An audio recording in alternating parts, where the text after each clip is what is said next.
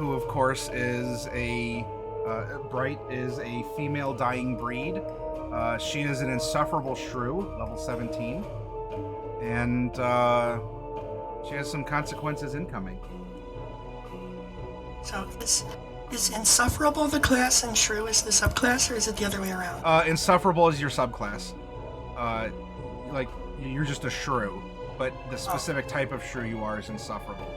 Oh, okay. So, are there sufferable ones? That would be implied, but I think there would be other types of shrews. Like you could go for the browbeating subclass, or the biting subclass. Oh. Okay. And then there's like elephant shrews and tree shrews and marsupial shrews.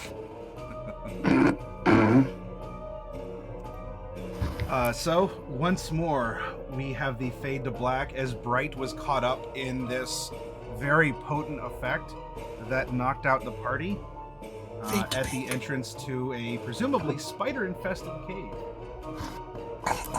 And even if they were small spiders, let alone huge ones, that would still be very disquieting because, for all you know, they're crawling in your mouth when you're asleep. And on that pleasant note, you're actually going to wake up Bright and not be dead. Yeah, they say that the average person swallows 2 spiders a year while they're asleep. But you don't have to just keep it to 2. You can treat yourself whenever you want to. Oh, yeah. Now, Bright, you wake up, but when you do, you, to an extent, wish that you hadn't. You are wrecked. In a word, you are tired. Your clothes are bloody shreds. And you go to open your eyes and you find that you can open one, but your other eye, your right eye, is almost like crusted shut, pasted shut. You are drained, not just of the blood that you've lost, but your spell slots. Fortunately, I'm a merciful horror storyteller. I'll tell you that you have some level 1 and level 2 spell slots available. So congrats. But whatever happened that made you wake up here in your cabin aboard the Repentless, well, it has really beaten you down. So, it seems... Did you ever have one of those days when you wake up and then you just want to go right back to sleep again? This is one of those days. Unfortunately, there's something in my eye, and I may not be able to get back to sleep. Why is it so messy in here? Betty, did you not do your job last night and tidy up? There's no reply. But I your guess that cabin makes sense. does look... She only lasts for 10 minutes. It's certainly... This is decor you very well could imagine existing on the Repentless. Maybe not to your tastes, but this... Were these your quarters? No. They look like the captain's quarters, so that's pretty nice. Would you like to look around with your uncrusted eye? Yes. Sure. But I'm only gonna look on the left side. All right. Where would you like to? Then I'll turn around so that I can look on the left side and see the other side. I guess I just want to look around, and the first thing I wonder is how badly damaged the ship is, and then the second thing I wonder is if I can figure out what happened here. Sure.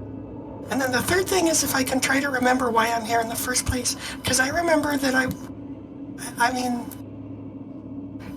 This isn't where I usually stay. You very inquisitively creak out of your chair, you hop down, and start walking. And you are so sore. Every muscle just seems to ache and burn. You have cuts that have dried over with bloody scabs. Something happened. And perhaps a first clue would be, as you go to look out the windows, outside there are almost, there's like baby sky shatter leviathans. Like they're definitely not a big seagull flying around, but you can see out the window, and this is just on this part of the ship wherever this cabin is, that there are a couple other ships outside that look monstrous. Horrible things floating beside the Repentless. But they don't seem to be an imminent threat. They're not actively shooting the Repentless, or biting it, or... Okay. Well, I'll settle for that for now. So what happened in here? Does it just look like combat damage? Yeah, as you are now looking around the room, there is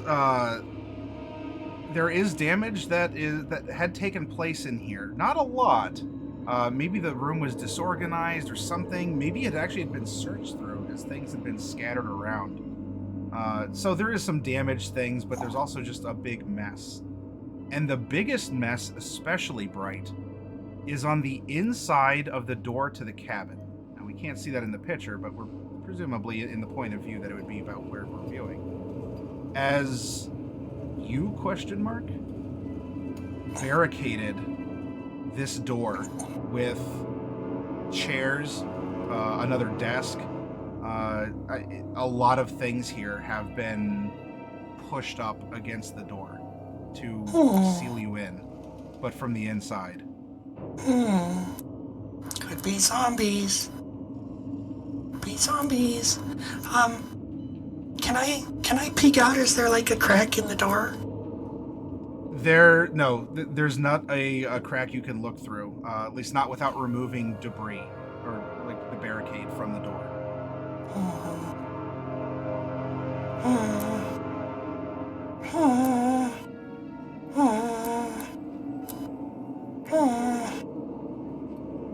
Well, that's not safe at all.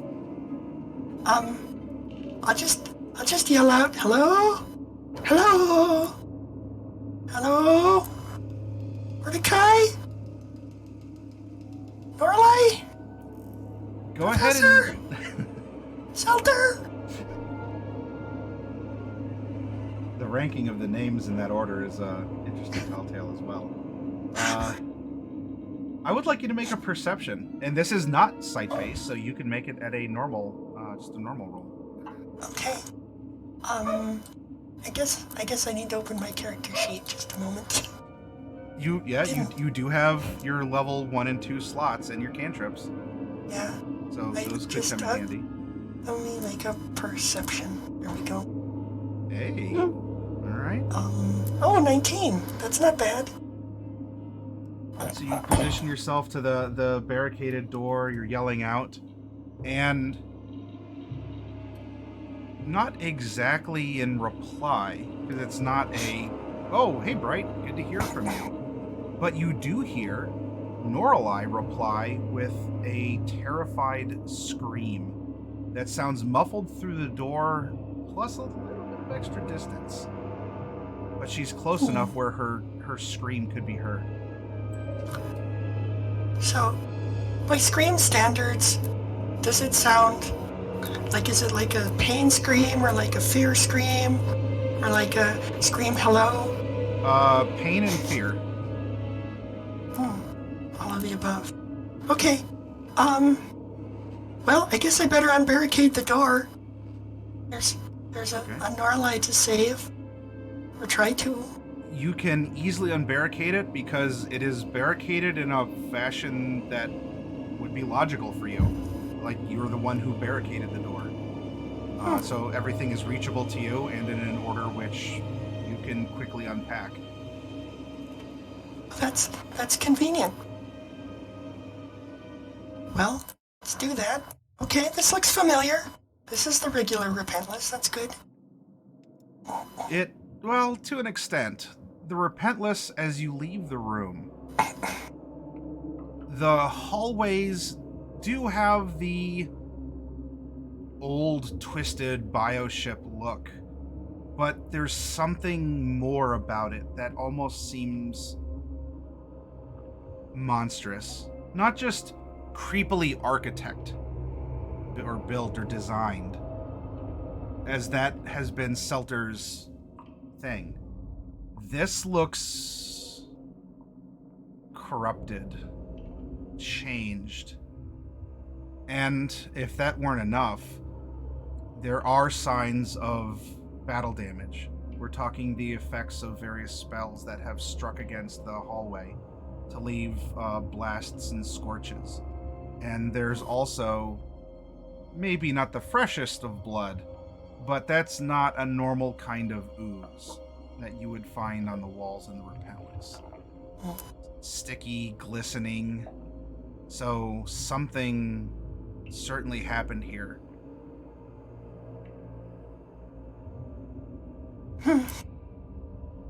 So the ship is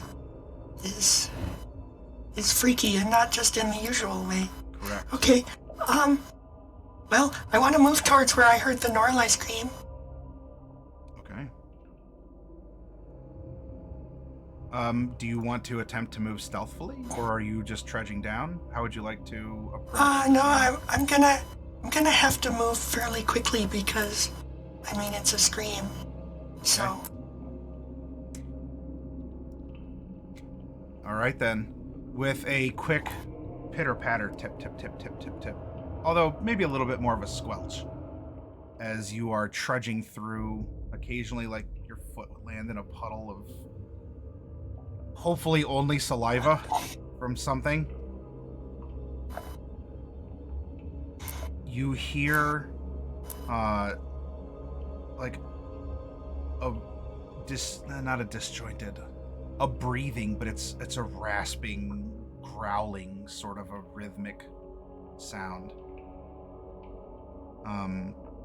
And you can see that Norallie, at least you can see part of Norallie under this monster, as it's sort of, it has a hunch, like a very large back and squat legs, and it's sort of hunched over, like huffing.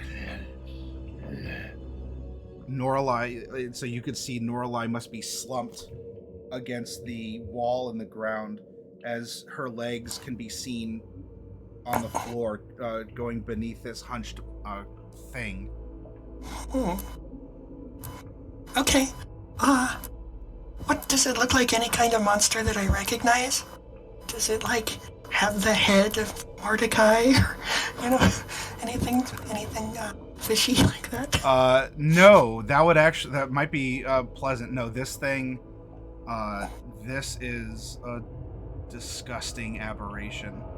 It has just disproportionate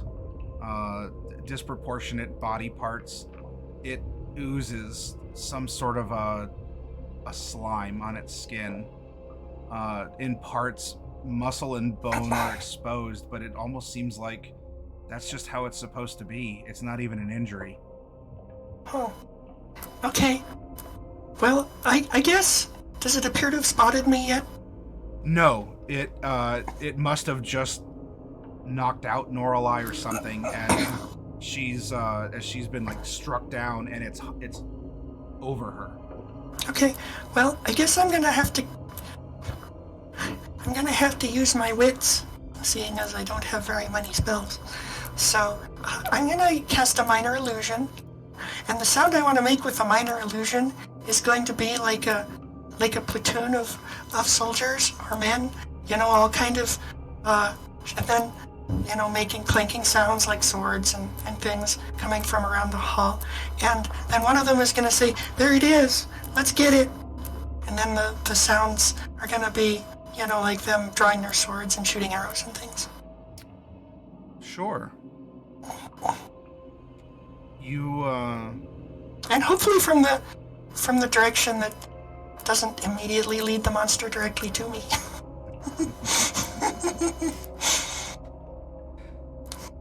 Yeah, you can project it further down the hallway.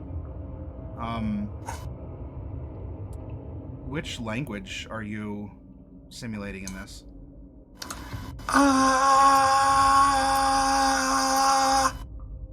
It has to be one I know. Hmm. Does the monster seem like it would know any, like, does it have features that would identify it as any particular species? I mean, I guess it doesn't.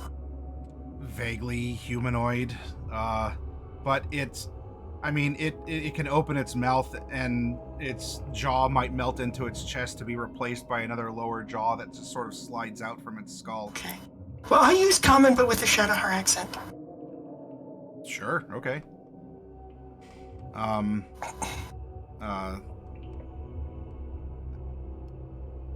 There's a monster, apprehend it. And the creature rears its head and looks in the direction.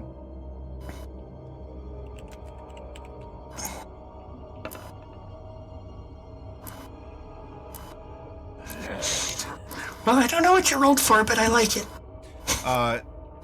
And reaches down, grabs Norallie's leg, and starts to plod in that direction, carrying her unconscious or dying body behind it.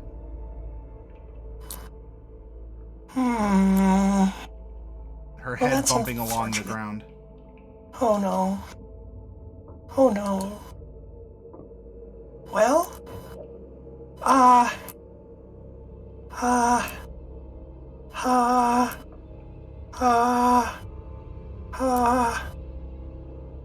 guess I'll go ahead and cast a... I guess I'll cast a Mind Spike on the monster. Oh, alright. That'll be level 2. It doesn't work at level 1. And now at least I always know where it is. Okay. Go ahead and produce the spell for me.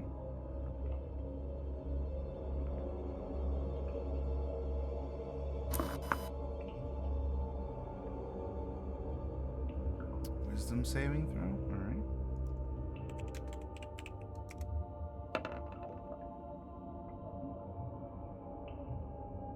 Alright, roll your damage.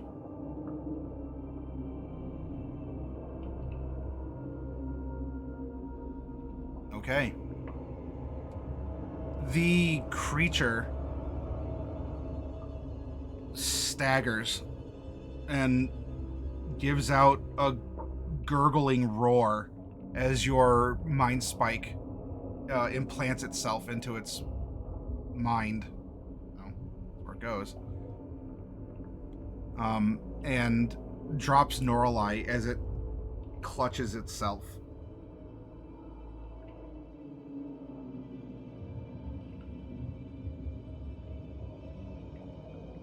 Anything else? I put myself on mute because I had to cough. And I forgot to take myself off mute. So I said, that's good news. How far away is it now? I'll say they're about 50 feet away from you right now. Okay. Down a twisting corridor. Well, as long as it dropped Norallie, I'm gonna try to move toward it, but I'm gonna try to move stealthily. Sure. Now that I'm closer. Okay. Do you want me to roll a stealth? Yes, please.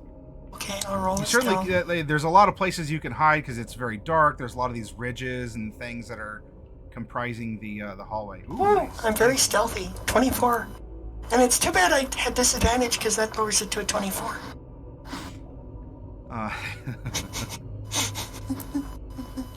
The creature turns and looks as it's collecting itself again, with a bit of a woozy wobble, and it leans forward,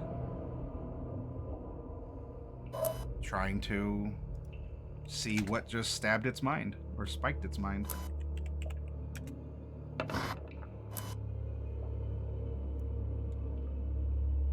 For a long moment, it might have only been seconds, but if it didn't feel like an hour, right?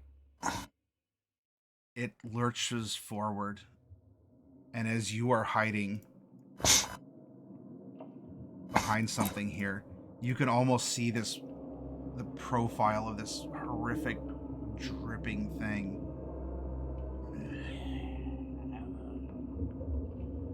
It turns its head and it doesn't continue. It turns its head and walks back towards where it had dropped Norallie. Okay. Well, I wanna do another minor illusion. And this time it's gonna be off in the same direction. And this time it's going to be the same group of people, but they're going to say something like, "Are you okay? Are you okay? You fool! You've hurt him." And then he's going to say something like, "No, it's okay. Leave me behind. Run and save yourselves."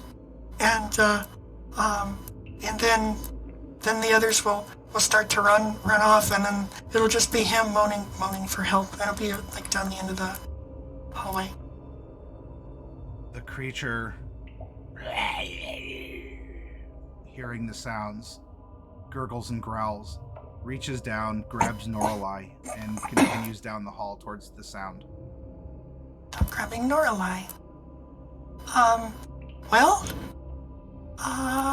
you know how we do this? We'll just toss off another one of those mind spike doodles.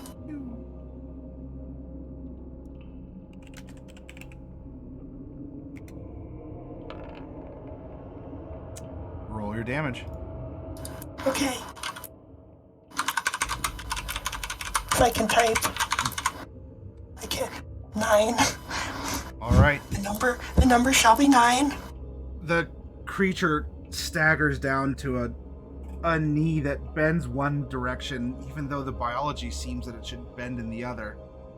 And it grasps itself before falling over, and it just twitches on the ground before finally falling still. Well, I could have killed that with firebolts if only I'd known. Okay, so I'm gonna run over, and the first thing I'm gonna do is check the monster to see if it seems like it's really dead, and then the second thing I'm gonna do is try to save Norallie. However I can, if I can stabilize her. I don't think I have any medical kits, but maybe I can just try my best. Okay. Go really ahead bad at and medicine. roll an investigation, or roll an investigation on the monster as you're I can do looking investigations. for. Oh, there we go. 22. That's pretty good. My dice It's- are making up for the last session.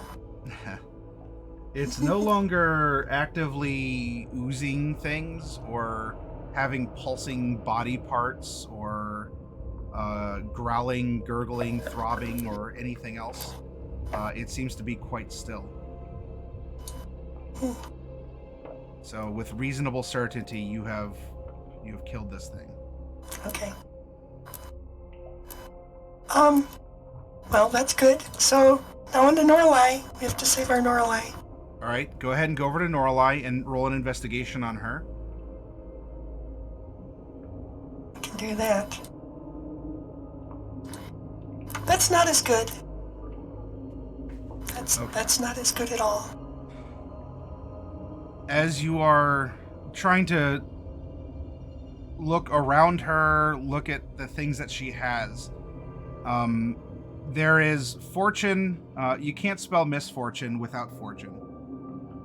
As you did find a healing potion However, she must have it must have cracked or been damaged either in her fall or when she was drugged.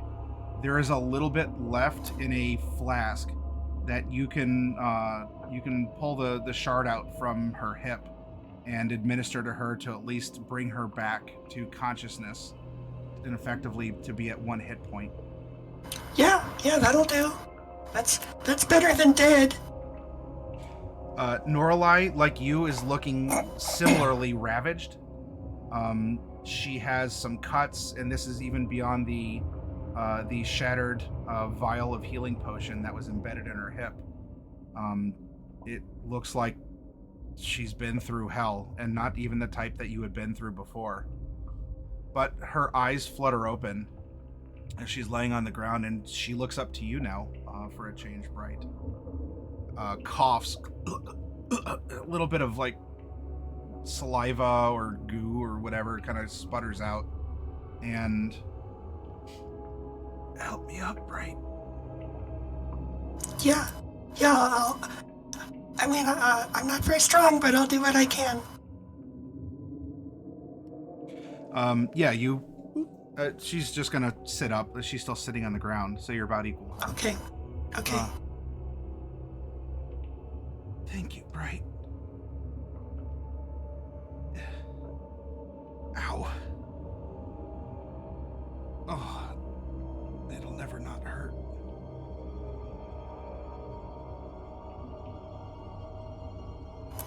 Yeah, sorry about that. I got here as quick as I could. It seems like I got wanged on the head and I don't remember what happened. Can you give me a clue? I don't know what happened to you, but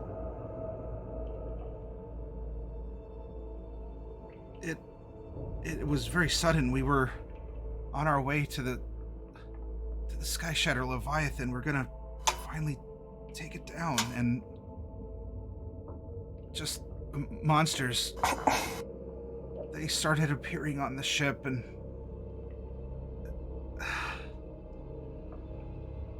it began to change. They were doing something. I was running, and I was with Mordecai, and we had split up. I don't know about you. I'm glad you were able to take care of yourself, though, Bright. Yeah, I hid in the captain's quarters. I made it through, although I'm still hurt pretty bad, you can see.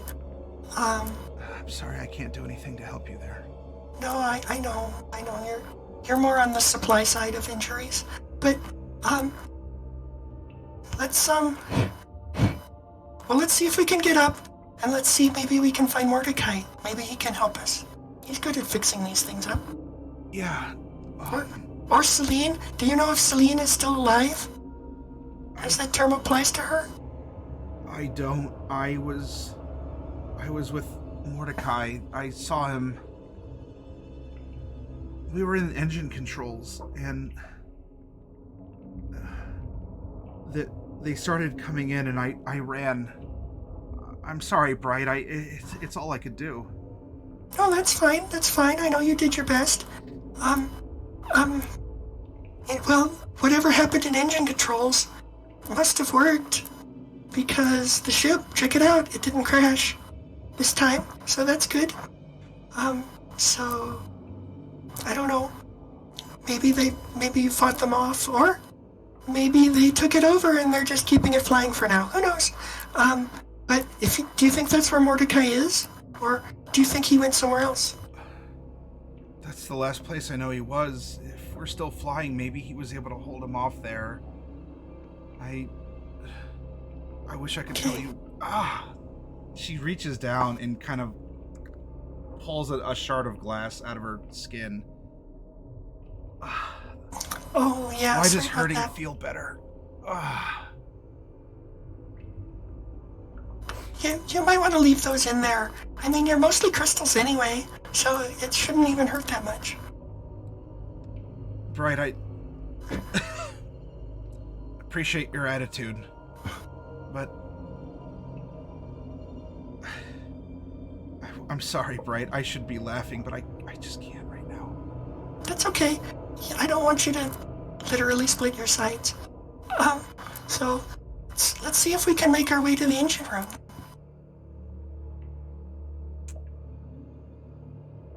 You and Norallie turn and go back the way you came, as the engine room would be that way.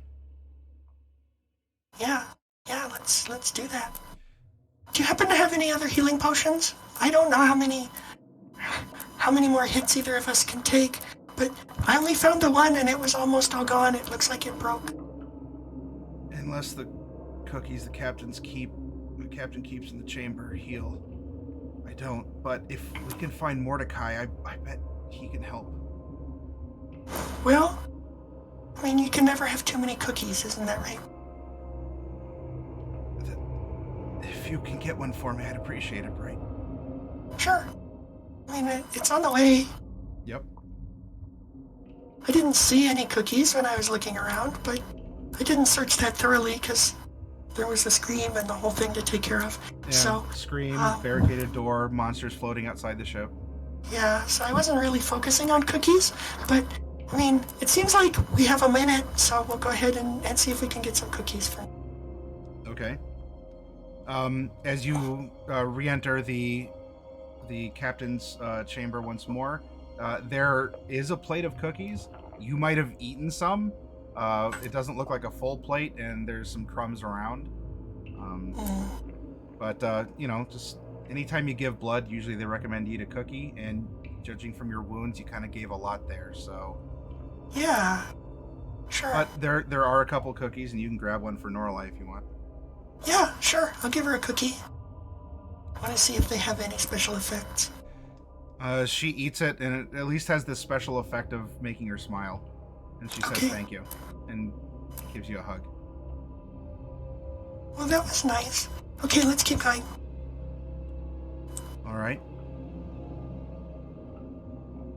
Do you want to move rapidly or stealthily through the halls? We should probably move stealthily now. Because whatever happened to Mordecai, it's probably already happened, so we're probably not in that much of a hurry. So, stealthily is probably the right choice right now. Sure. Go ahead and roll a stealth at advantage because Norallie will be helping. Stealth is something that she's decent enough at, even injured. Okay, 15. All right. The crunching of the cookie gives our position away. All right, as you are moving ahead through these just gross halls, it is getting even more monstrous the closer you're getting to the engine area. The ropes of biological material grow thicker and oozier. The floor is not exactly sticky, but it has a little bit of a tack to it, just a natural slime or something. And the patterns grow more alien and disjointed. And ahead, you can hear that there are a group of these, a small group of these monsters.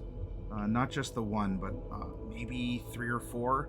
You don't exactly see them right now, but you can hear them. And it seems as if they haven't detected you yet, as there's no signs of grunting, roaring, or you're hearing as they're running close to you, or in your direction.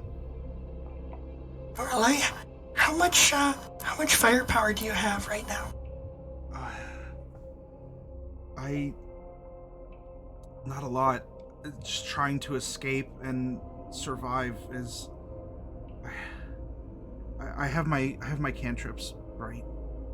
Okay. Well, me too. I might be able to squeeze out a first level spell, but yeah, I'm feeling kind of beat up myself. So maybe the thing to do is real quick. Can I go back in time and cast a mage armor before I left the room? You could have had a moment in the captain's chambers where it was relatively safe. Okay. And as you were preparing to go rescue Mordecai, that's fine. You can cast Okay. mage armor. So let's I don't know. I mean, these guys aren't very strong. What do you want to call them? Do you want to call them like xenomorphs?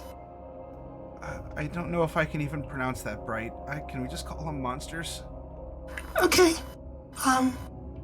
So the xenomonster forms are they're not very tough, but in a group, I don't know. I mean, I don't know. Maybe we could try and sneak around them? I think that would be good. It's what I would do, and I'm here doing it. I'm trying to make a joke. Yeah, let's do that. Okay. I'll do my best, Bright. You can roll for advantage, she staggeredly says. Okay. 27. Wow. Good thing that wasn't disadvantage.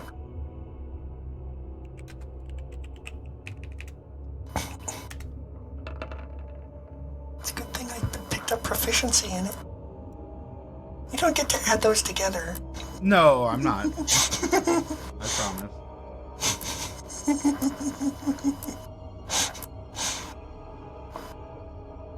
So hearing them ahead, you are taking maybe another passage with just a thin wall between, and there's a moment where as you step down, you make just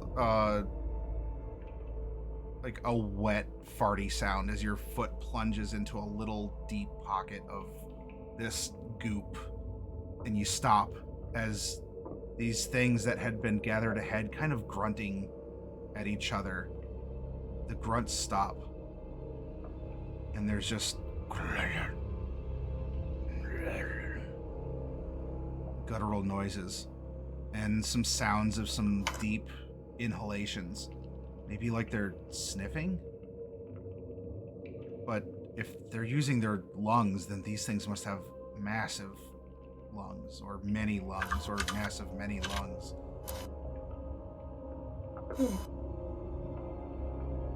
And you can hear one start to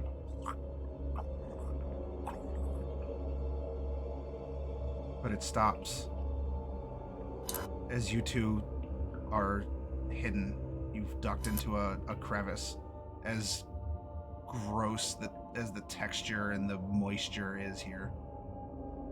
And it's a close call, but you weren't caught. As it goes back to the other creatures that are making disgusting noises at each other. I think our disgusting noise blended into their disgusting noises. It might have, yes.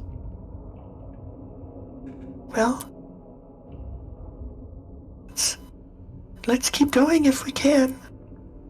Yeah, let's... Mordecai, brother, I hope you're all right. And you continue going to the engine section of the Repentless.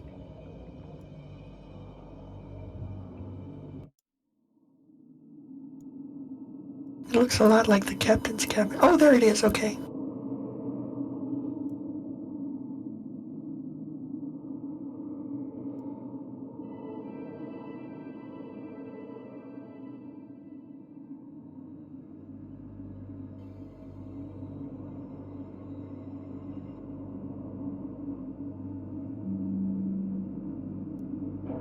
You've snuck your way through these gross corridors of the Repentless, past more of these creatures, and you've made it to the engine control area, which, if it looked like this, that would be nice. But instead of just the chains and the tubes that you would normally see, they're probably still there, but there's just strands of goop. The whole floor is just like veins and tubes. There's a sick resin coating everything. And ahead, there are some of these creatures that have a familiar shape to you, that are pounding on some kind of an area in the back of the engine control, giving chitters and roars. And there's also a couple other creatures that you haven't quite seen before. Similar in their dark, glistening appearance, but they seem to have lost their legs, or rather the joints in their legs. Instead of hips, knees, ankles, it's almost been like their legs have been fused into like a tendril or like a snake tail that they are writhing on, with their undulating dark flesh covered in slime. And there are a few of these that are also present in this area. You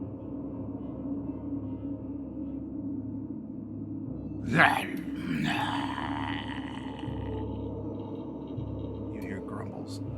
One of them pounds its claws. You see sparks fly from the metal door, presumably behind which Mordecai is hiding, because these things are fixated on this area.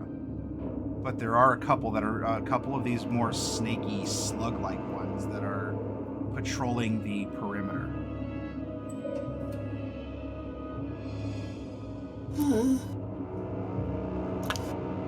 So the ones that you said seemed like I'd seen before, do you mean like they're like the monsters from the halls?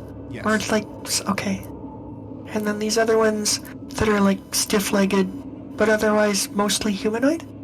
They're not stiff-legged. Their legs have fused together and have become almost like like if a snake's tail was more like which had like the clammy, slimy flesh of a slug or a snail.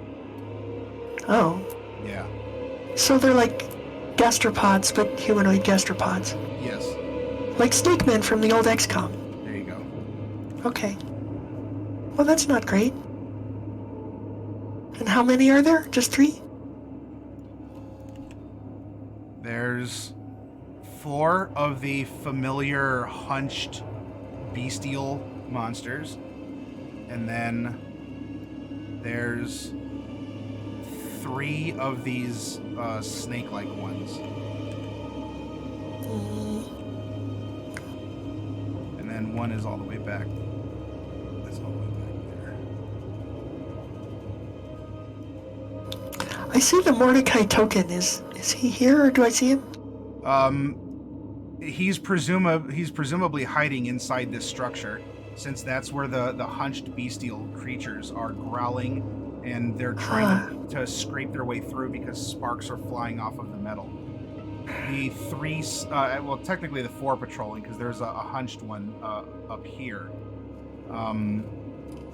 But they are going in a clockwork pattern. Or Norallie? Clockwise. Do you think you could send a message to Mordecai?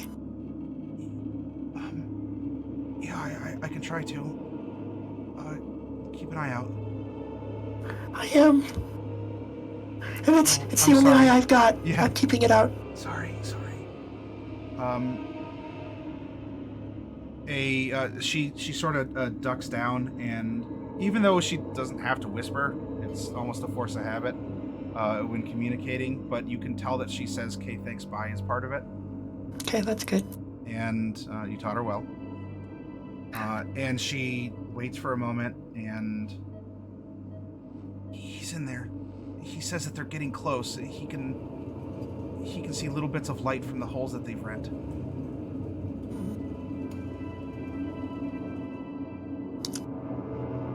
Ask him if he has any ideas of how we can how we can get him out of there?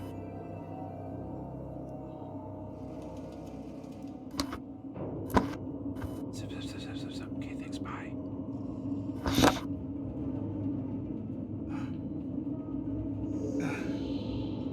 Maybe a distraction? He might still be able to open it if the metal hasn't been bent up too much. But he's also not doing too well. We've all been... Right, we've been chased for a while, and we've had almost no time to rest or to do anything else. These things have taken over the Repentless. Does it look like there's anything that can be knocked over that's far away? There are some of these tubes hanging from the ceiling that might have chains or just be these weird organic-ish, monster-ish tubes that could probably be severed in some way to flop down and either fall on someone or to spill their contents. There are, being an engine control area here, there are going to be some crates that you know, may not be completely covered over with this resin, but there might be things that you can either like push, you can push the crate over to spill it or move it or things along those lines.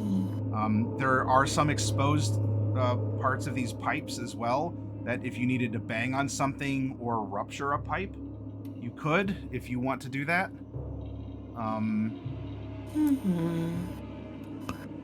Well, what about anything like up high? Is there anything, like things in the rafters, like things that might be perched up there in a precarious way, or anything that I could maybe... There's chunks of this organic material that you could blast down. There's nothing like a wrench that's balanced perfectly on a, you know, on a catwalk or something.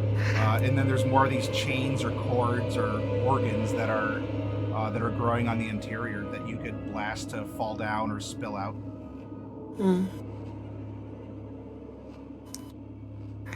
Trying to avoid blasting. I really don't want to do any blasting right now. Okay. I think rupturing a pipe is probably the best bet. Okay. But then, well, that's not good for the ship. Okay. You see more sparks as the door is being rent. Okay. Let's move quickly. Did Peggy Sue survive? Can I conjure her up? You would have to resummon her, but she is not present. No, but I mean, like, did she die, or can I just summon her because I want her? She would have died in whatever happened initially. Oh, that's too bad. I was gonna use Peggy Sue. Doggone it. Okay. Well, it looks like we'll have to do it ourselves then. Can we sneak over to one of the pipes and, work on blowing it up somehow?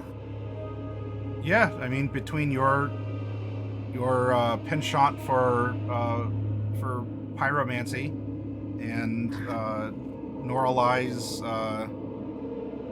eccentricities for electricity, I'm sure the two of you could work on a way to rupture one of these pipes. Okay. What I'd like to do is be able to get it like 90% of the way there, whatever we have to do, like opening a valve or something, and then we can move away for a turn, and then we can do the final step with the mage hand. That's my goal. Okay. Sure. Go ahead and roll an investigation. Okay. Norallie will not be assisting you in this, though. She's not the best at this. Neither am I, Ted. So there's no place that is an easy weak spot for this. And if you need either extra time or to be extra safe, you might be able to do that if you take out one of the guards. And it looks like there's a big gap right now in between the patrols, from the one that's over here in the distance to the one that's just coming around. And so if you wait for this hunched over monster to pass by, you might be able to go over here and even ambush this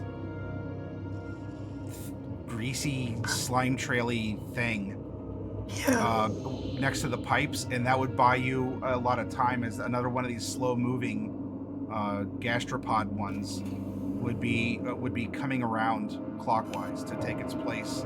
But hopefully by then... Yeah, sounds great. Norallie, I think if we both hit it with cantrips at the same time, we can probably take it out in one shot without even alerting anyone. Just don't make any noise if you can avoid it. I'll do my best. Okay. 1 second, let me open up my character sheet.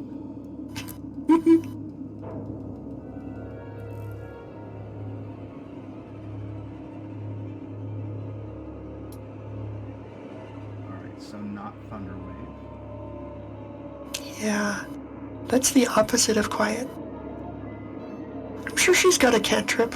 Shocking Grasp and Lightning Lure. Yeah, Lightning Lure, probably. Because we want it to be ranged. Yeah. Okay. So go ahead and you can roll a stealth at advantage.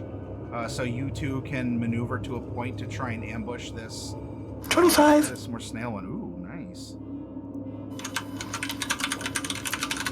Actually, I don't even know if... Nope. Okay. So this one is passing by your position, and this one is coming around. You have snuck successfully, as there's been no delay or no like indication of like you being spotted because of a roar or a charge or anything. And she tells you, okay, I'll lightning lure it over and you hit him with the whammy. What's your whammy? Firebolt. Firebolt? Okay. Well, will that hit him extra hard if I'm bringing him in close and you're shooting ahead? Will that make it hit harder? I don't think it works that way. Oh. Alright. Okay. Norallie, you can do this. Norallie, you can do this. I am going to need to stand back about 5 feet.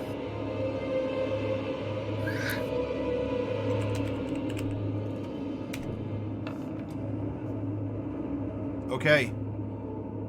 So, she's breathing heavily, like she's trying to lay low against this overgrown pipe. She lashes her hand out.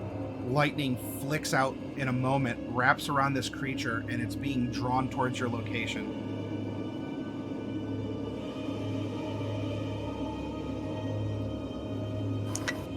And since we leveled up, it should actually be 48 damage now. Okay. Same for the firebolt. Which, can I fire it? Yeah. 18? That hits, yeah. And, holy smokes! That's a lot of damage. Pretty much, that's what this thing turns into, is holy smokes. Alright, I mean, there's obviously an extra D8 thrown in there too, but that's just unnecessary at this point in time.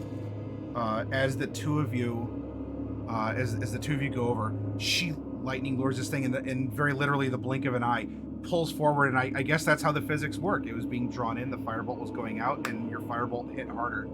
And this thing just... It doesn't even have a moment to let out a wheeze or a cry.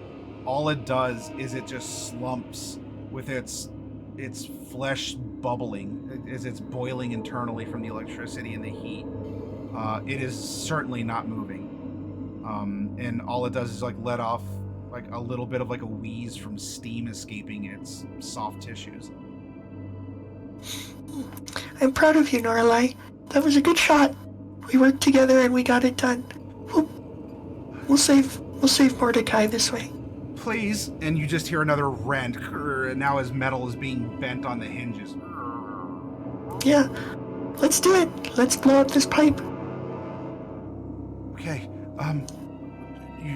do you want me to do? I don't know.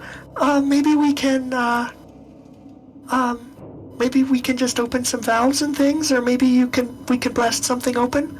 I'm not really sure how this works. Will that let the ghosts out? It might, yeah. But hopefully not all the ghosts. We don't want to crash the ship. Okay. But a few, that would be okay. I don't know how it works, but we gotta do something. I don't even know. Does this thing run on ghosts? I never talked to Selter about that. Yeah, it runs on ghosts. Okay. I have issues with that, but no time to deal with it right now. Okay. Norallie, you can do this. Don't run away, Norallie. Okay, I'm ready. I'm gonna try and tag that valve with lightning lure. Okay. What are you gonna do?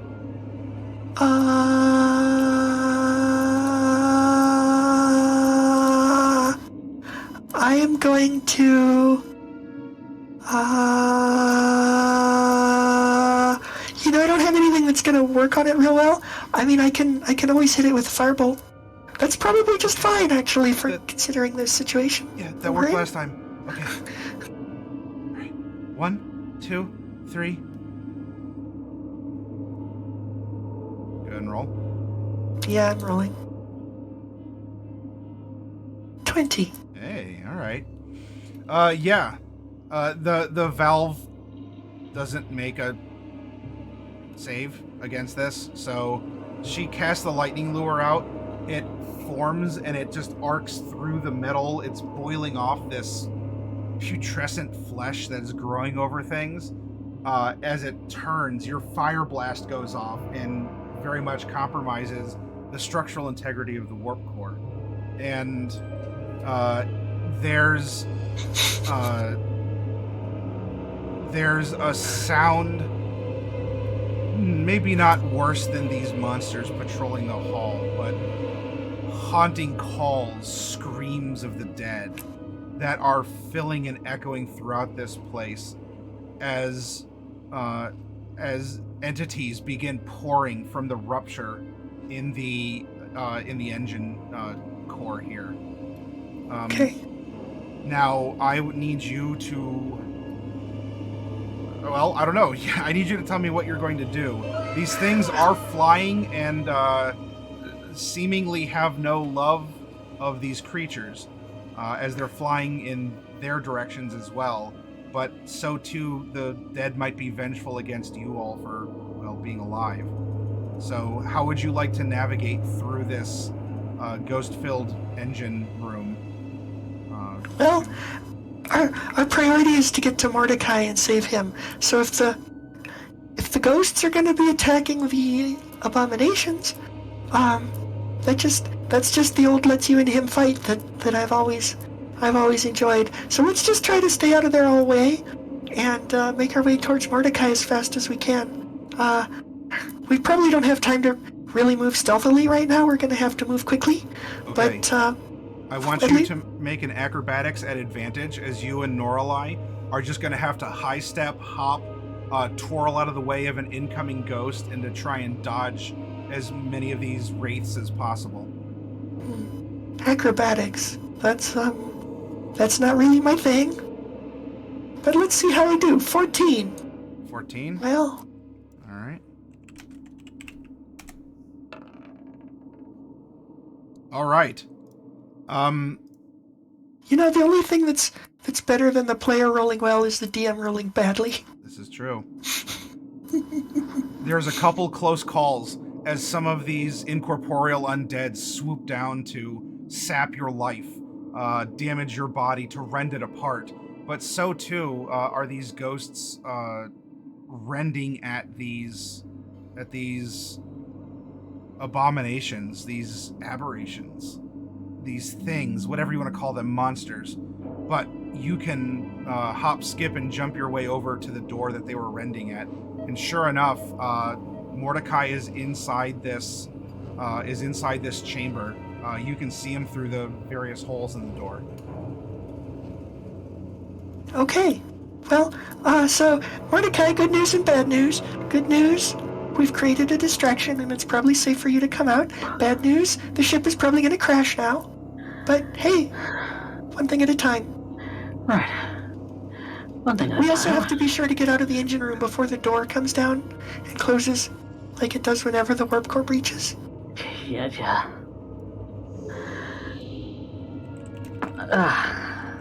And you can see that he's just bloodied, and his clothing is in tatters as well, and he looks a mess. Yeah. Hey, good news, we all look the same.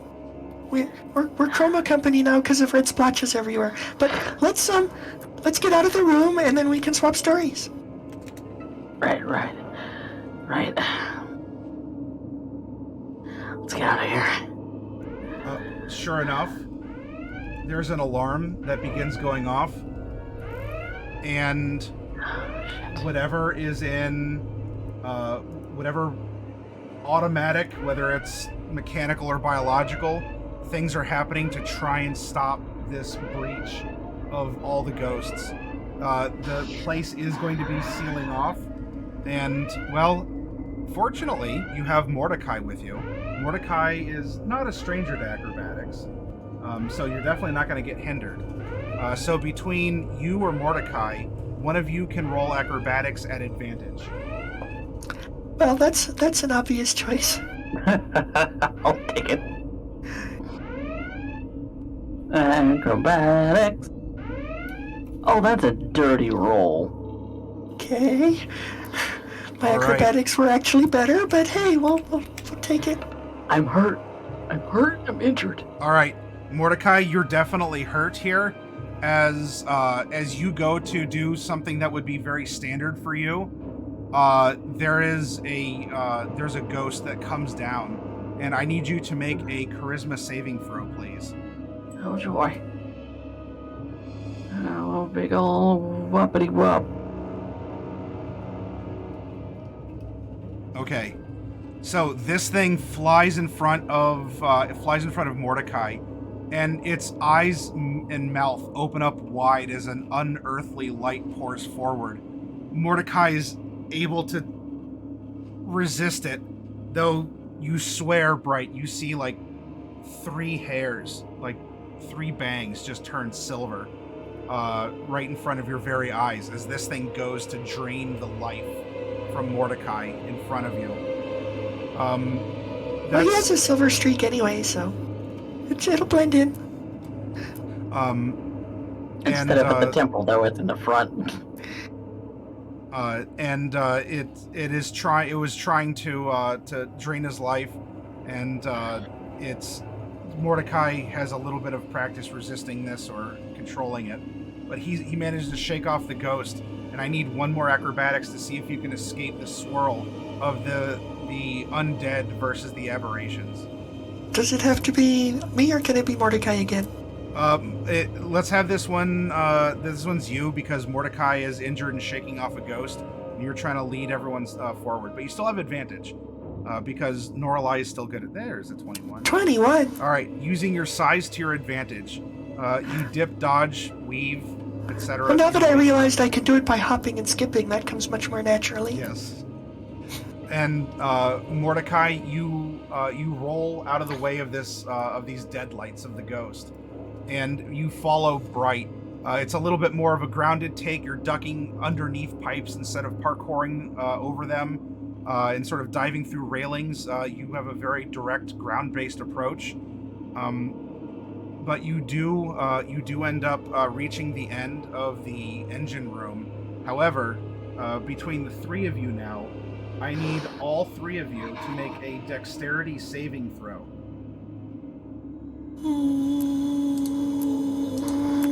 22.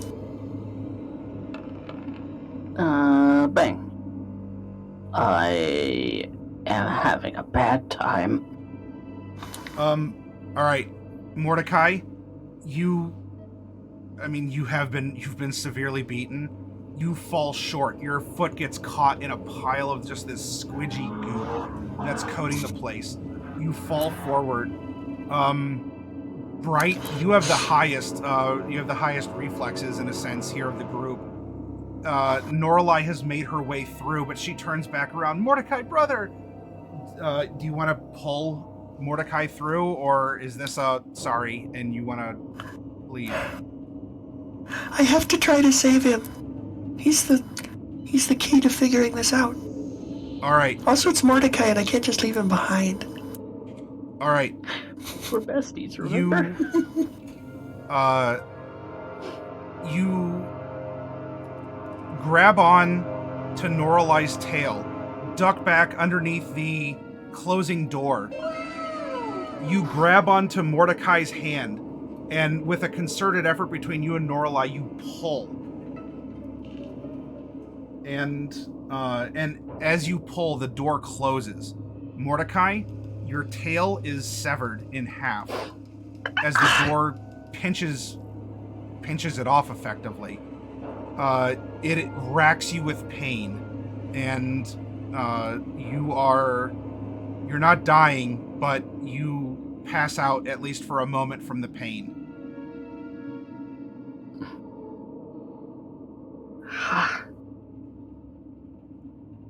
Yeah, that's smart. I'm sorry. I'm sorry. We're alive. Bright It's investigation. it's okay. We'll get you a prosthetic tail. We'll get a rubber hose or something and make you a new one. My I don't know. balance is gonna be way off. 9. 9. Okay. You start patting down Mordecai. Mordecai, he's always been the one to heal us. You know, he keeps all kinds of potions on him. What does he have? You find a bottle of something that could be medicinal. But it's a life and death decision here. Do you want to apply possible medicine to him? Or otherwise he's gonna be dying because of blood loss. Norallie, do you recognize this potion? No, it's wet. So it's a potion. Good to know. Okay, down the hatch. Okay.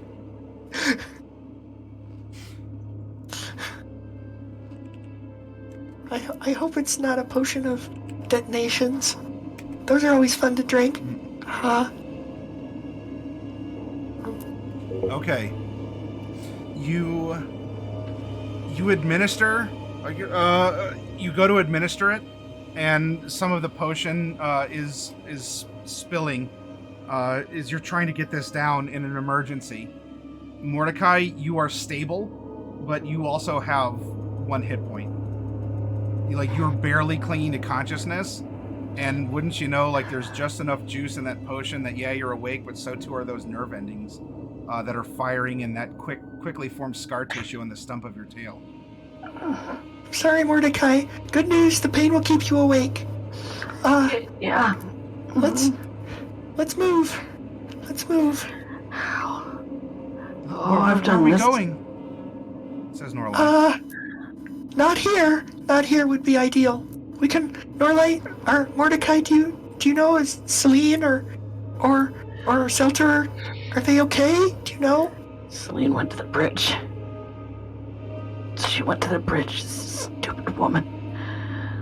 Okay. Well, wherever the most trouble is, that's where you'll find Selene, so I guess the bridge is where we have to go.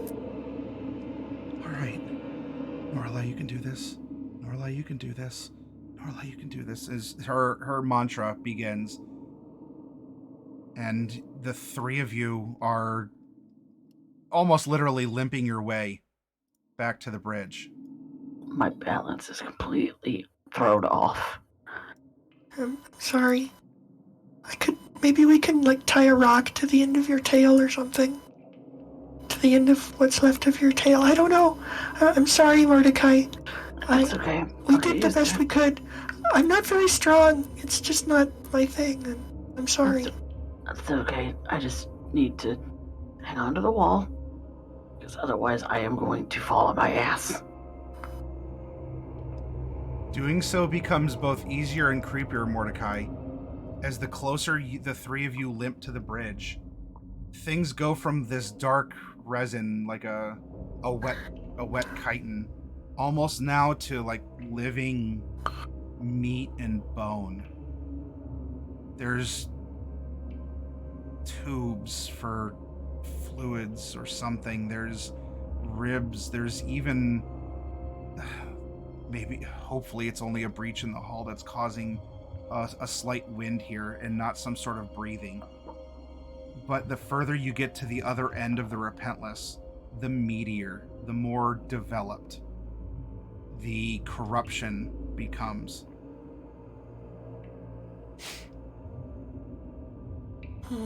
This is not good. I don't know if we've ever actually been to the bridge, but this doesn't seem good. No, it didn't used to look like this. Okay. Well, I think the monsters, ever since they started attacking, have really taken to taking the ship over. yeah. Do you know if Selter's okay? I haven't seen her. I haven't heard her. I mean, the ship and Selter were almost like the same thing. And if the ship is changing, that could mean that the monsters have replaced her. Probably. I haven't seen DJ or Cypher either. Stammers Norallie. Yeah. Can't even venture a guess. I haven't heard from her. Okay. How close are we to the bridge? You're getting closer. It's difficult to tell given how different things are, and the fact that there's been a couple extra hallways where there had been none before, or other places have sort of scabbed over to seal off a way that could still possibly be there. Well, that's icky. Okay, Norallie, if you can, maybe you could send messages out in the vicinity of Selene and see if we can get a message through to her. At least then we'll know when we're close. Typically, message means you have to be able to see them, right? No, you just have to, like, have an aim in a direction. I can try. Okay. Go ahead and make another stealth check. One of you can do it at advantage, since the three of you are all pretty decent at it. That's probably me. 23. All right.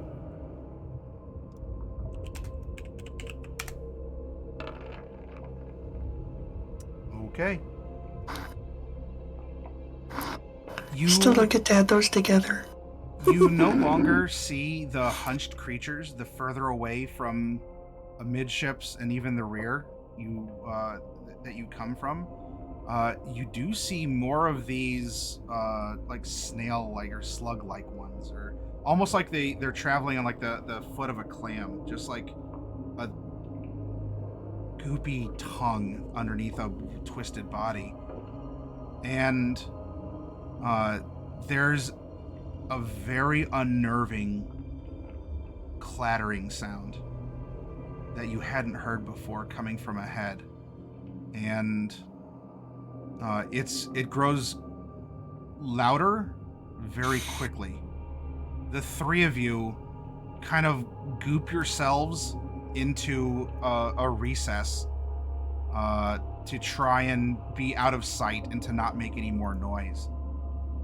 And what comes down the hallway is something. How could it even be grosser than the last thing that was grosser than the first thing that was gross? It's almost a mantid creature, but instead of the front grippers, they would just look like parts of a jaw with teeth.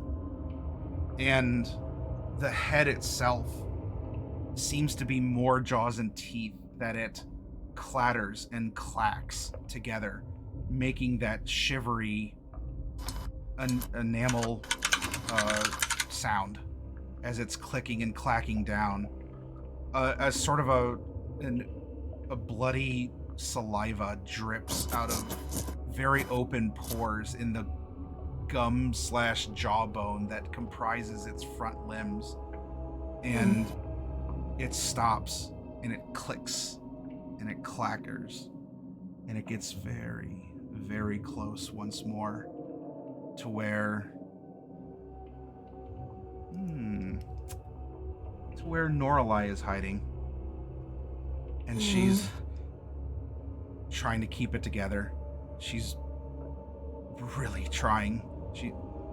She squeaks out a mental message to you, Bright, of scared.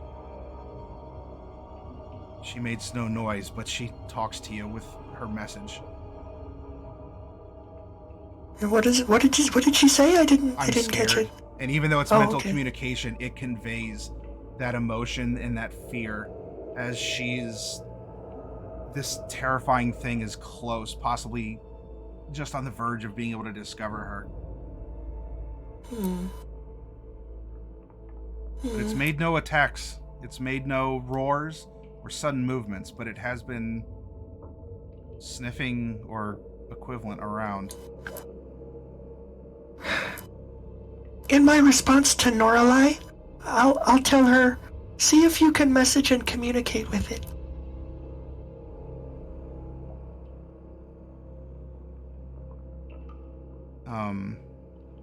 Actually, you know what? I changed my mind. I'm gonna do that myself. I'm gonna use my cantrip ability to cast a message using my one a day. Oh, gotcha. Yep. What is it that you are messaging this creature? Oh. I'm gonna fail. Okay. I can only fail that on a crit fail. Then and I'm gonna crit fail. you are gripped by fear as this thing comprised of gums and jaws and teeth in a manted form just is hovering close by, clicking. You go to say something and it doesn't work. But the pressure's relieved, if only slightly, because it perks itself up again and continues skittering down the meaty hall, sniffing, testing, using its teeth arms to almost feel against the soft palate of this tunnel. But it has passed.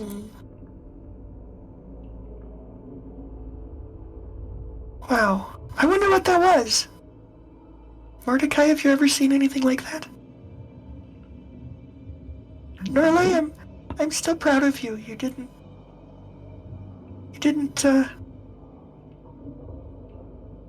you held your composure and you did a good job there. So I'm glad that you didn't. I don't know.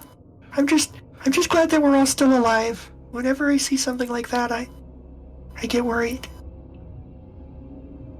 Yeah. Mordecai just hugs Norallie. Oh. She holds on tight and buries her face into you, Mordecai.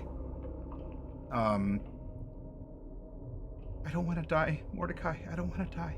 I don't want to die. We're not going to. We're not going to. Well. All right, let's go. I want this nightmare to end. Bright, let's. I'm gonna find Selene. Yeah. All right, make another stealth check as you proceed.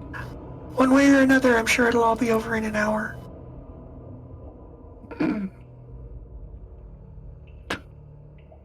24 or 25 if we have advantage. Yeah. So you get that extra point for a 25.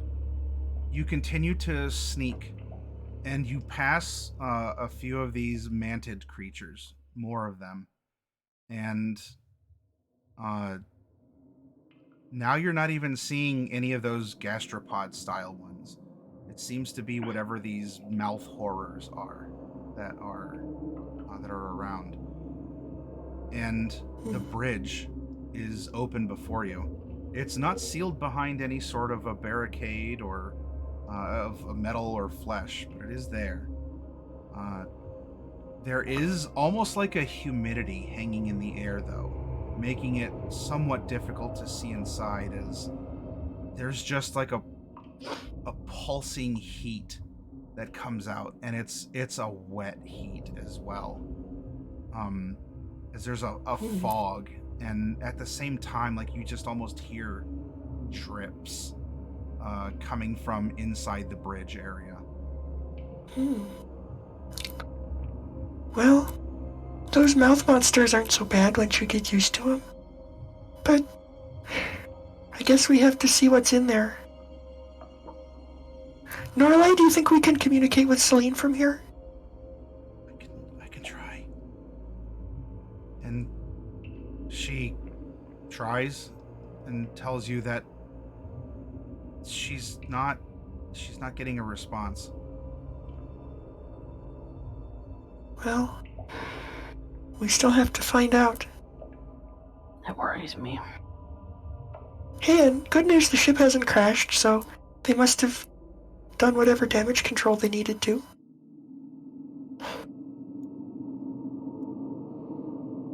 You approach the bridge.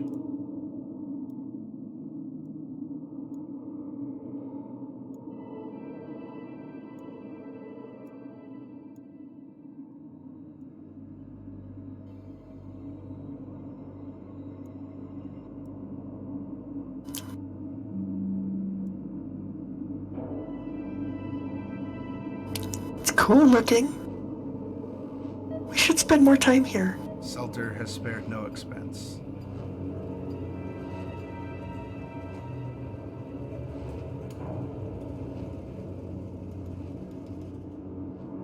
Inside the vast bridge, this is its own horrid nest of creatures. There are all types, the 3 types of the main monster that you've seen.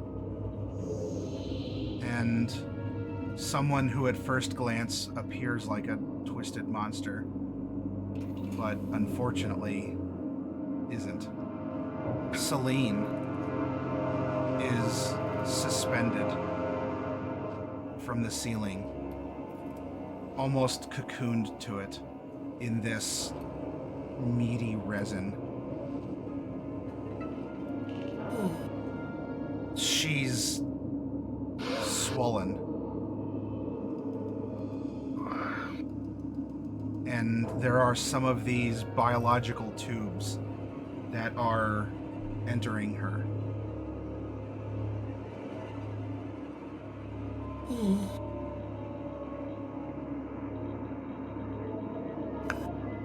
She appears unconscious as she's just sort of hanging there from the ceiling, engorged in the heart of this nest of monsters. Are they doing anything to her right now, or is she just in the goop? No, she's just suspended in this meaty resin. In fact, this place, if it wasn't so horrible, is the most peaceful that you've been to. There are monsters lurking in the fog. There's the constant dripping, but there's nothing that's necessarily patrolling or searching. There's no blood spattering the walls, at least not that wouldn't belong to this organic matter that's pasted all around this once grand bridge for the Repentless. No doubt Professor Cypherius's work.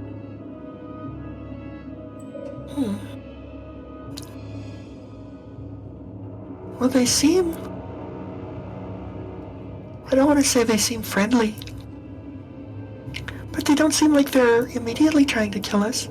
On the bad news is they might turn us into goop slime things like Selene is, so we have to watch out for that. We have to get her down. I would like to try to rescue her, but I mean, there's monsters all around, right? There are shapes that are lurking in the dim fog here, yes. Now, Selene is risen above the fog itself is set against the ground going a ways up. It's not filling necessarily the entirety of the chamber. And you can hear that she is still alive, though she almost gives a sound of a cry of pain that's gagged as she spasms. And as she does, some of the creatures in the mist walk toward her. and something happens there where they're stopped for a moment as Selene then sort of in her cocoon state maybe falls unconscious again or passes out. And there's something that the creatures have as they're bringing it more towards where you're hiding, over here. And they set down some kind of a leathery sack. God. And begin pasting it to the side of the bridge. Nothing good ever came out of a leathery sack. Nope. What do you suppose is in there? I don't necessarily want to hazard a guess. Mordecai, we gotta get her out of there. Right. What are they doing to her? I don't know. I mean, we could probably cut her down, but that's just gonna make trouble. And Right. I don't think we can fight all these monsters not in the shape we're in. But if we...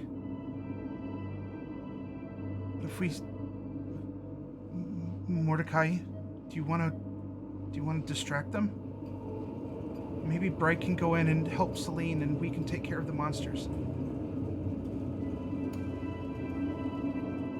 I know you're married to her, Mordecai, but please, your sister's begging you. I can't do this alone, and Bright needs to do this herself. Such is her opinion, anyway, Bright. Do I, though? I mean, I'm not saying you have to, but I'm couldn't any of us do that? I'm simply speaking for a terrified Norallie. Okay.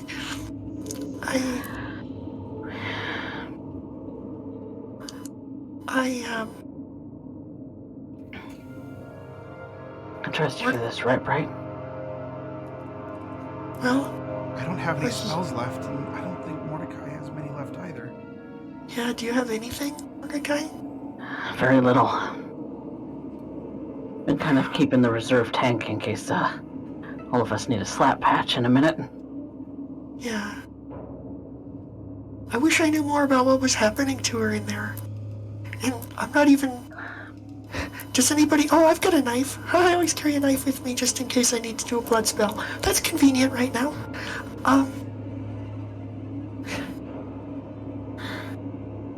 Well... We can... I think they're using her to make more of these things. Yeah. Yeah. But who knows what kind of shape she'll be in. I don't know. At least there's fog. I hope we're as obscured in the fog as they are. I guess what I'd like to do is try to sneak to reasonably close to Selene. Within 25 feet, let's say. Okay. Sure. You want to leave the tieflings behind? I mean, you fit in the fog bank very well. Yeah. So you don't even have to like duck or squat down. You could just go through it. Yeah. Okay, so give me... We'll cover you. Yeah, give me a few seconds just to get over there. And create a diversion, and as soon as you create the diversion, I'll poof up there and cut Selene free. And she's gonna take a nasty fall, so... You know, she might need some help, but we just have to do what we can do. Yeah. I mean, I can keep her from actually expiring from a distance, so there's that. Okay, that's what we'll have to do. Okay. All right. Just be careful. Do this. Mordecai. Mordecai, if anything were to happen, just know that I thank you and that I do love you. And she gives you a hug. I love you too, kiddo. Well, Right. We'll be here. we're not necessarily gonna die. I'm not doing so well, Bright. And I don't want to end up like Selene. If I do, please, you can't let that happen. Okay, I promise.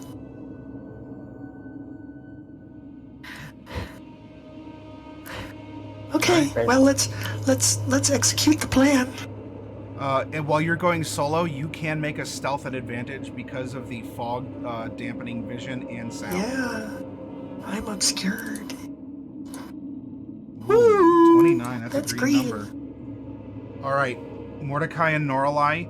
Bright disappears into the thick, this fog. The fog is pink, so I blend in really well. like a hot breath that just doesn't move out of the lungs or the mouth, as it just sits and kind of trickles over things. And so you make your way over to where Selene is hanging cocooned from the ceiling. What are you doing then, Bright? You said you're gonna zap up? Yep. I'll use a Misty Step, poof up there, and then cut her free. Okay. Go ahead and make an attack roll while you're up there. I mean, it's not going to dodge out of the way, but just... Let's see. Yeah, let me see what I've got here. Okay. 16. It's not a very good attack roll. But it's not a crit fail. It's not a crit fail, and so your dagger sinks into some of this restraining cocooning material. And as it does, like, there's just this, like, hollowed out scooping pumpkin sound as the flesh parts, and some kind of, like, a goop, a liquid, a slime, a mucus, whatever it is, just begins to pour out of the rupture that you made. And Norallie and Mordecai, you can even hear that viscous splatting, like the sound of just someone vomiting in a cave. You can't miss it, and it's gross from far away or even close up. And the shadows that had been stalking through the fog stop, and you hear some clacky chitters from some of the mouth creatures and some from the bent over ones. It seems like they heard it, and they're on to something going on. Mordecai, Norallie is following you. What are you doing? I'm gonna start popping off sacred flames. Sure. Oh, that's one heck of a diversion, all right. Are you aiming them at the creature's shadows, or are you just sort of firing them up towards the ceiling, or what are you doing here in the bridge? At the silhouettes, and we're making a mad dash. Okay. You pop off some sacred flames, and Norallie doesn't want to bring these things closer to her. She lets a thunder wave go, and you can feel and you can even see the ripple effect of this noise traveling through the dense fog, especially Bright from your vantage point, and that catches the attention of the things that had turned and started approaching where you were at. They have bought you time to cut down Selene. Why don't you go ahead and make 2 more attacks? Okay. Badoop, badoop. 19 and 16. All right. And there's even a part where you're almost caught on like a tendon or something, and you just hear a tang as you sever through. And sure enough, Selene just starts to slip out of this cocoon. That you had been, like, because you were able to, like, almost like perch, like cling onto her in her state and with the biological material. How are you getting down, and/or are you doing anything to catch Selene? Well, you know, the funny thing is, I can't really do that right now, because I am fresh out of level 2s, and I don't have anything in level 1 that is really useful for that. So, yeah, I'm just gonna have to try to climb down, and maybe I can make an acrobatics or something to try to drop safely. And I can't do anything for Selene. She's just gonna have to take the fall.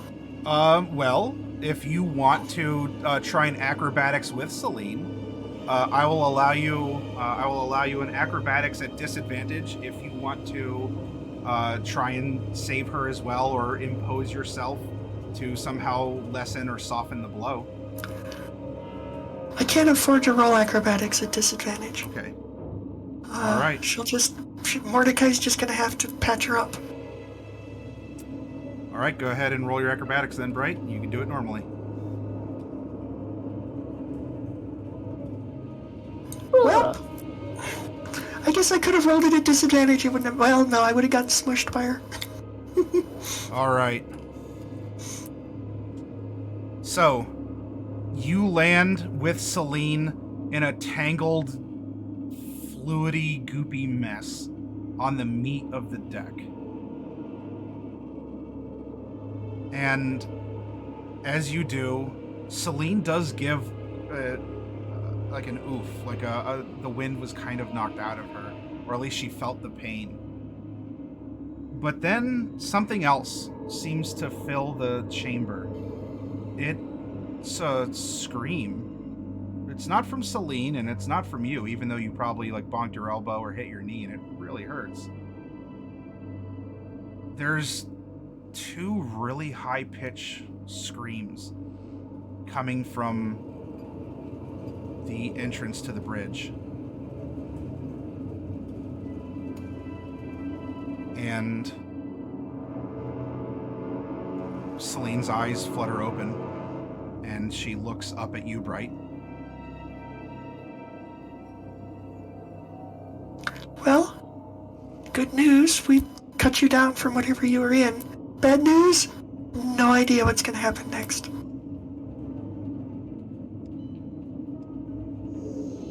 A smile crosses over Selene's face as she wobbles up to her full height. And Stay down. You want to stay in the fog. Don't get up too high. seemingly not caring about that, or even the fact that she's in a distressingly gravid state, she reaches out to you, Bright, and she says, "Thank you. Let me heal you." And she caresses your cheek, right by where your eye has been crusted over with a bloody scab. And you can feel the flesh parting.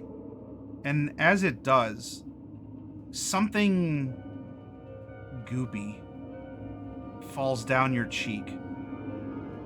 And it's not a tear. It's, well, thankfully not pus from an infection.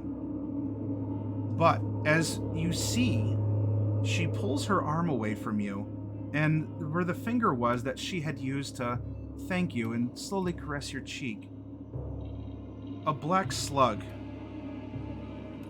affectionately is coiled around her finger.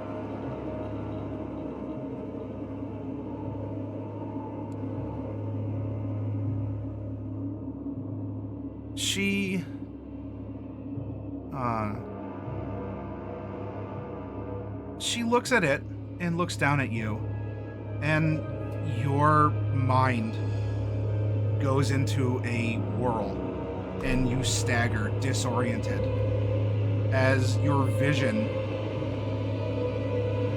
clears. Something happens. You try to recover yourself. Go ahead and make a con save, please. Okay. You know, I have proficiency in those, but I always crit fail them. 17. Not this time. Not this time.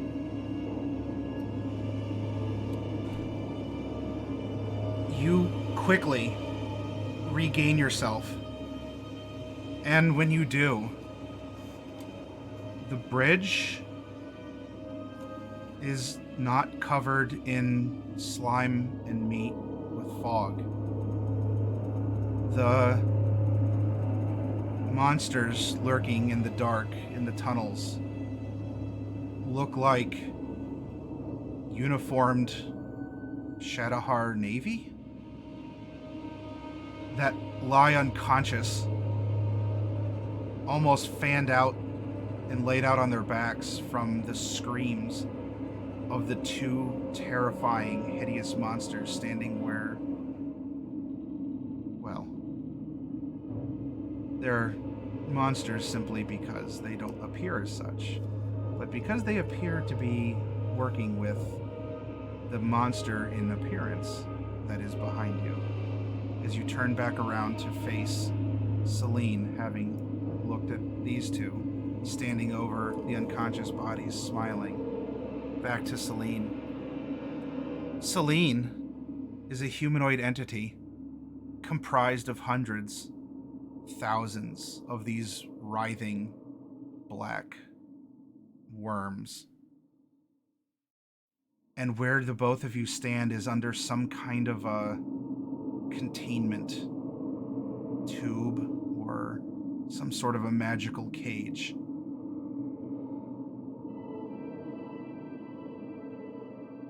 The Shadowheart troops are laid out, and these worms crawl off of Selene's body, swarming over the unconscious Shadowheart, who, one by one, twitch and spasm in their unconsciousness as the slugs do their work.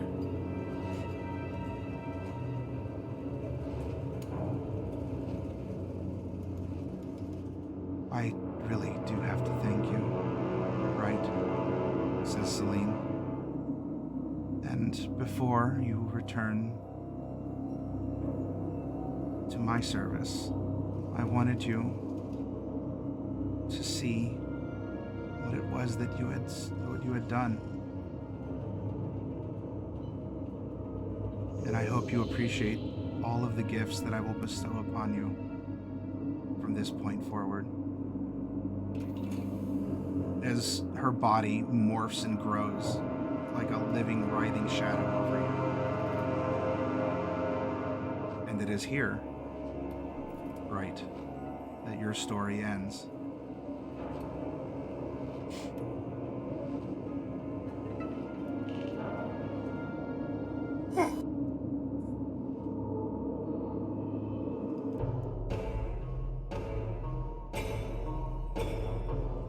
Part 4, featuring Triddle Quill Sharpener, featuring in the story Wizzywig. What you see is what you get.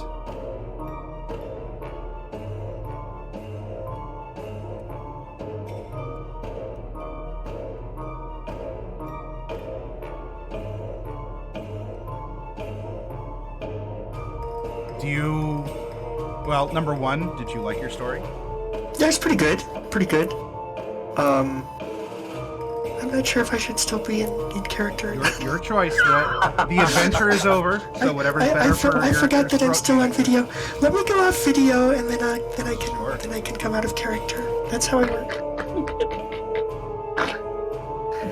Okay. That's better. I don't want to shatter the illusion too much. Sure. Yeah, I mean, a nice adventure. It seems like it could have gone different ways because you didn't know if we were going to go violent or stealthy. Exactly. And obviously going violent would have, or rolling badly in stealth would have led to potentially a very different type of ending. So yes. That's, depending on, we could have gotten ourselves killed. Yes. It's a multiple ending scenario. Yes. I guess the thing that I'm a little confused on is what Selene is at the end, or is that meant to be a mystery? Alright. It's easy for me to say because for the other players, I gave the write-up in the prompts. And at the end, I put this is the story of what happened. Because what you have to do is now work backwards through everything you experienced to piece together the mystery of what had occurred. And if you want to hazard a guess and claim Smarty Pants, you can. Or I could just reveal it to you if you would prefer. Well, I mean, obviously the monsters were Shadowheart soldiers all along. So that explains why they were manning the engine room. That explains why the mantis creature was not hostile, because it was just a regular Shadowheart soldier on what is now a Shadowheart ship. So presumably there was a battle. Shadowheart boarded the ship. They took it over. They killed Selter, probably in some sort of combat.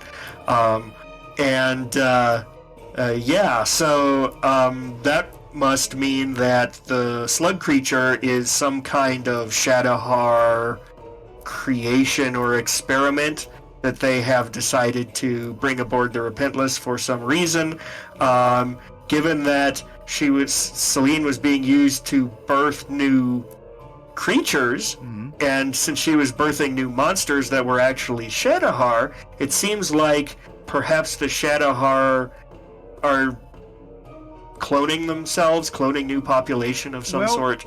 That's kind of the lesson that I would take from it. All you got was like a leathery pouch, is what was brought from her. That's true. That was I don't remember if it was Mordecai or Norallie who said it. Yeah, but maybe it was. I mean, we didn't actually inspect the pouch. Maybe we should have.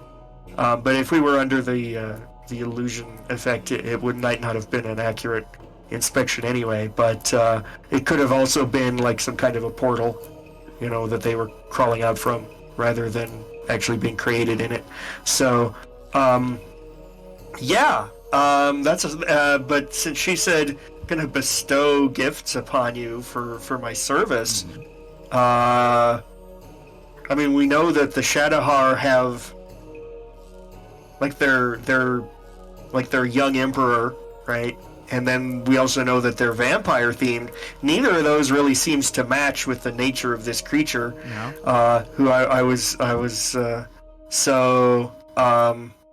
I don't know. There could be another faction at play, or that's where the mystery becomes outside the grasp of my knowledge. You had a very good solid chunk of the guess in that.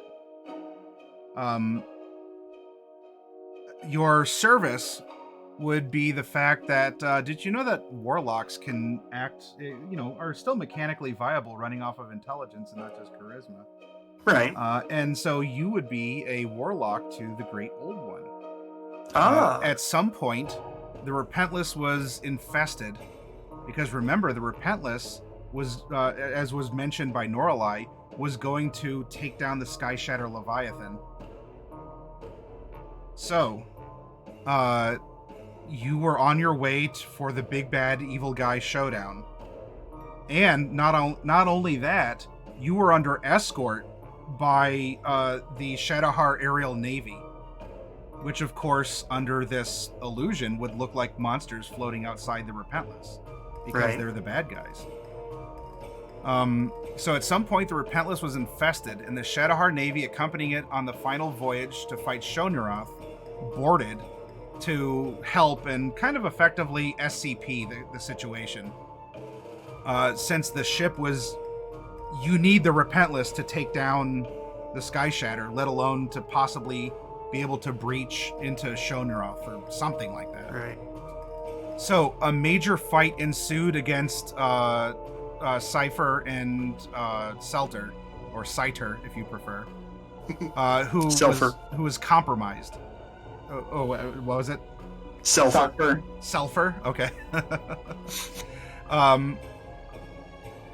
And so after this initial infection, at some point, Bright, you were tagged with a slug that infested your eye in all the combat that was going on.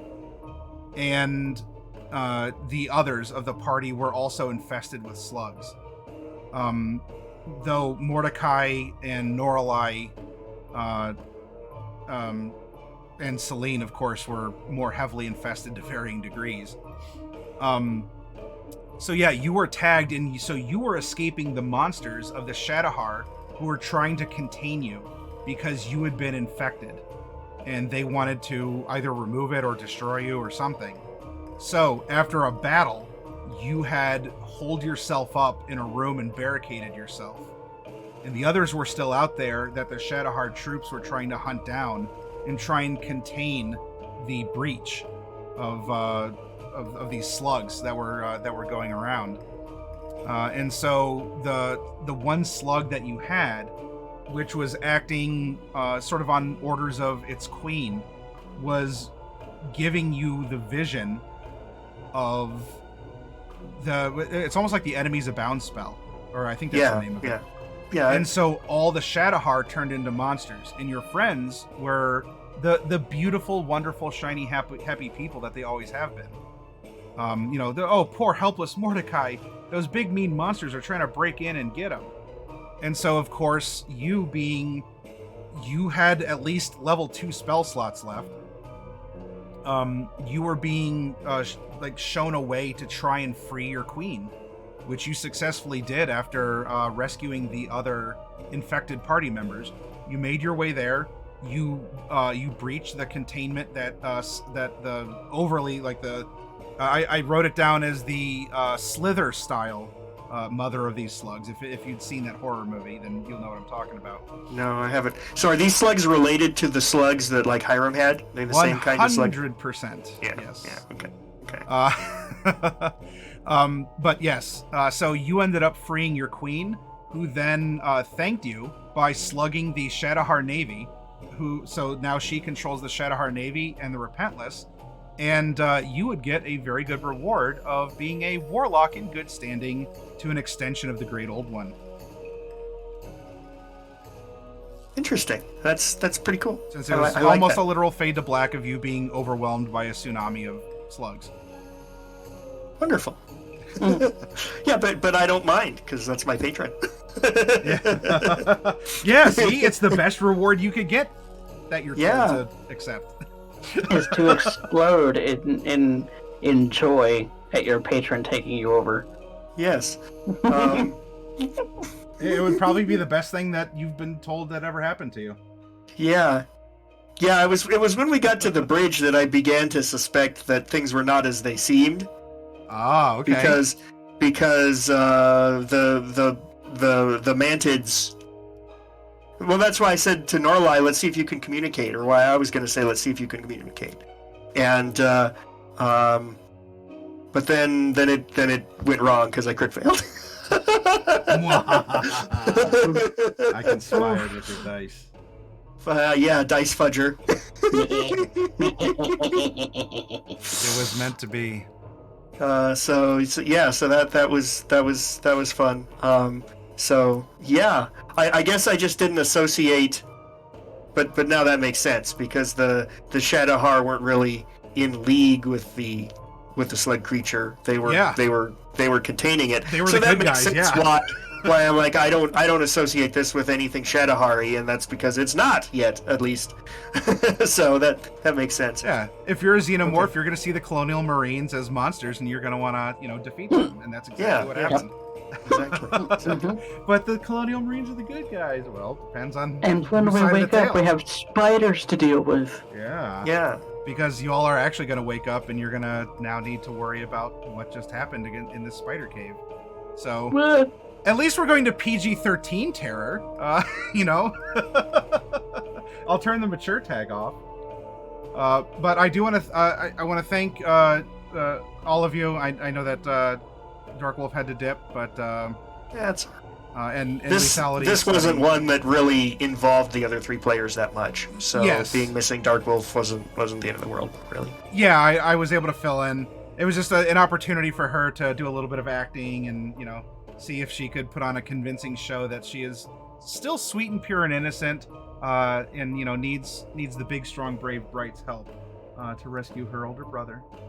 But anyway, let's go from one horror to another, everyone. I appreciate you being here. I'll be on Discord and also hang out in Macabre Derek's channel, who is doing some drawing on the macabre right now, which is his art stream. Now, he keeps things mature too, but he doesn't go overboard with it. I won't promise PG-13, but if you like the mood of things here and you want to talk about body horror, psychological horror, or growing dread, or any of the themes that have been presented here tonight, Or even comics, Yeah. because he's drawing a comic right now. Oh, jeez. Yeah, that's his bread and butter, y'all. Mm-hmm. Yeah, I definitely do appreciate a good horror. I probably wouldn't play a game that was all horror, but you know, occasionally I certainly do appreciate it. So I like that this was probably the darkest of the four, really. Yeah. Yeah. Well, Mordecai's was just sad.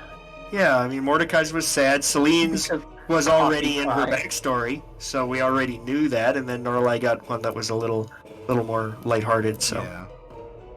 All right. Well, I'll see y'all over in Derek's. Of course, I mean, if you two want to, decompress after, that's fine too. But I got a raid, otherwise it's going to force me to do it. So we're going to go over now. We'll say hi to Derek, and then bye. We'll see you Okay, for nuzzles. the fall, the wonderful fall holiday workshop. Now on the heels of these Tales of Terror.